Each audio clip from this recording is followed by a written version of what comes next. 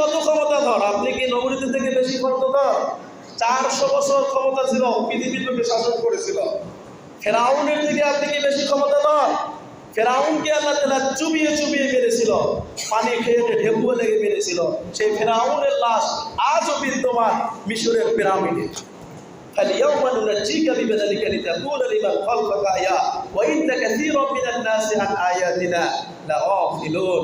আল্লাহ বলেছেন, হে ফেরাউনের লাশ, তোমাকে আমি অক্ষত রেখে দেব। পরবর্তীতে যারা শাসক থাকবে, তারা যদি তোমার মতন স্বৈরাচারী হয়, জালিম হয়, তাদের জন্য তোমাকে আমি রেখে দিলাম। তোমার যেমন পরিণতি, তোমার যারা শিষ্য হবে তাদেরও পরিণতি অনুরূপ তাই হবে। অতএব বিশ্ববাসী যারা ক্ষমতাধর, যারা রাষ্ট্র পরিচালনা করে, তারা যেন আমার দেশ থেকে শিক্ষা গ্রহণ করে।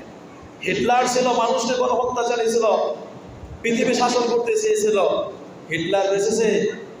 হিটলারও বাঁচতে পারে নাই। সম্মানিত হাজিরিন, এই যে ইসরায়েলের প্রধানমন্ত্রী বেনিয়ামিন নেতানিয়াহু, এরও একদিন বিচার হবে। একদিন কোথায় পালাবে ইনশাআল্লাহ। মুসলমানরা একদিন, কেন আফগানিস্তান স্বাধীনতা লাভ করে নেই? আমেরিকা হল সবচেয়ে পাওয়ারফুল ক্ষমতাধর। সেই আফগানিস্তানকে সেই আমেরিকা থেকে তারা ক্ষমতা ছিনিয়ে নিয়েছে। মনে করেন মার্কিন ন্যাটো নামক যে সৈন্য পৃথিবীর মধ্যে 1 নম্বর সৈন্য, সেই ন্যাটো আফগানিস্তানের সৈন্যের কাছে নত হয়ে তাদের কাছে কি পলায়ন করেছে, পালিয়ে গেছে।